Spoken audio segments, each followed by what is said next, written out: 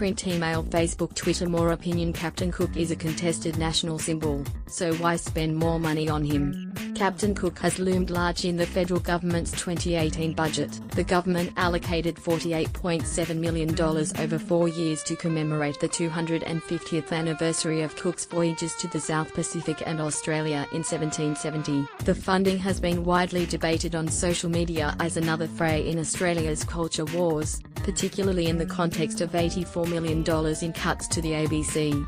Closer scrutiny suggests that this latest celebration of Cook may serve as a headline for financial resources already committed to a range of cultural programs, at least some of which could be seen as business as usual. These include the development of digital heritage resources and exhibitions at the National Maritime Museum, National Library, IATSES and the National Museum of Australia, as well as support for training Indigenous cultural heritage professionals in regional areas.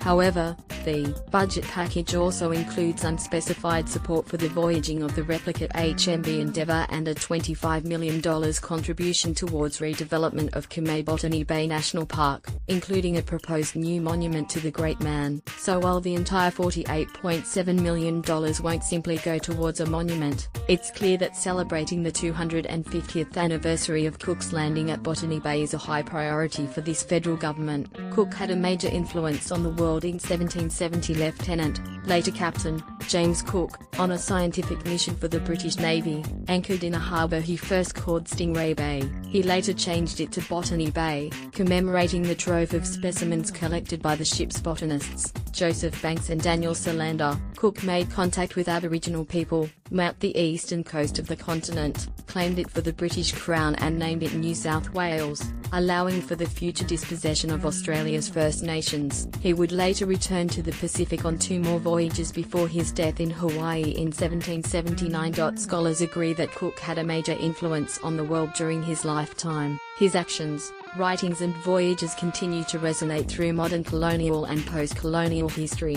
Cook continues to be a potent national symbol. Partly this is due to the rich historical written and physical records we have of Cook's journeys, which continue to reward further study and analysis. But the other side to the hero story is the dispossession of Australia's Indigenous peoples from their land. As a symbol of the nation, Cook is, and has always been, contested, politically and emotionally. Too many Cooks. There are other European contenders for the title of discoverer of the continent, such as Dirk Hartog in 1616 and William Dampier in 1699. However, both inconveniently landed on the west coast. Although Englishman Dampier wrote a book about his discoveries, he never became a major figure like Cook. Cook's legend began immediately after his death, when he became one of the great humble heroes of the European Enlightenment. Historian Chris Healy has suggested that Cook was suited to the title of founder of Australia because his journey along the entire east coast made him more acceptable in other Australian states. Importantly, unlike that other great contender for founding father, the First Fleet's Governor Arthur Phillip, Cook was not associated with the stain of convictism.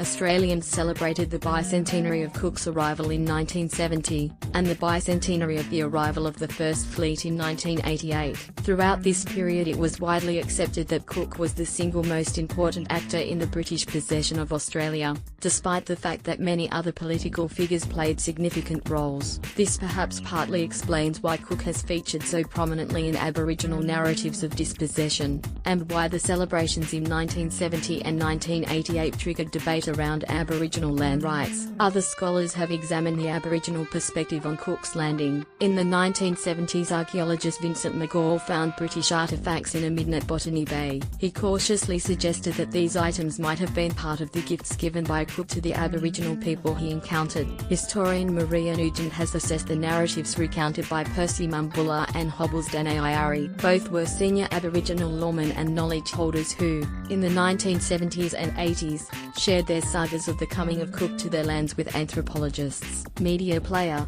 space to play, M to mute, left and right to seek. 0003:3300:003:33 to Pale, Stale and Male. Controversy over the celebration of Cook as founding father is not a new thing. It dates back to the 19th century when his first statues were raised. This latest Captain Cook fanfare comes hot on the heels of broader global debates about the contemporary values and meaning of civic statues of pale, stale, male heroes associated with colonialism and slavery. In Australia, there has also been debate about how the events of the First World War have been commemorated so expansively by Australia. A further $500 million was recently allocated for the extension of the Australian War Memorial, at a time when other cultural institutions in Canberra are being forced to shed jobs and tighten their belts. The funding cycle for our contemporary cultural institutions and activities in Australia has been closely linked to anniversaries and their commemoration since at least the 1970 bicentenary. The 2018 budget lists support for programs at a number of cultural institutions and for training Indigenous cultural heritage professionals. It would be interesting to know whether these funds have been diverted away from existing operational budgets and core activities in these institutions to support the Cook celebrations. The master plan for Kamei Botany Bay National Park has also been in development for some time. While centered on the historical event of Cook's Landing, the plan itself is more about the rehabilitation and activation of this somewhat neglected landscape. Plans have been drawn up in consultation with the La Perouse Aboriginal Land Council. Should we be devoting scarce financial resources to yet another celebration of Cook? Focal events such as these can divert funds into cultural activities and may allow researchers and creative practitioners to unearth new evidence and develop fresh interpretations. Some of these funds may also go to support initiatives driven by First Nations communities. There is no escaping the fact that Captain Cook is a polarizing national symbol, representing possession and dispossession. Another anniversary of Cook's Landing may give us much to reflect upon, but it also highlights the need for investment in new symbols that grapple with colonial legacies and shared futures. Tracy Ireland is Associate Professor of Cultural Heritage at the University of Canberra. This article first appeared on The Conversation. Print, email, Facebook, Twitter. More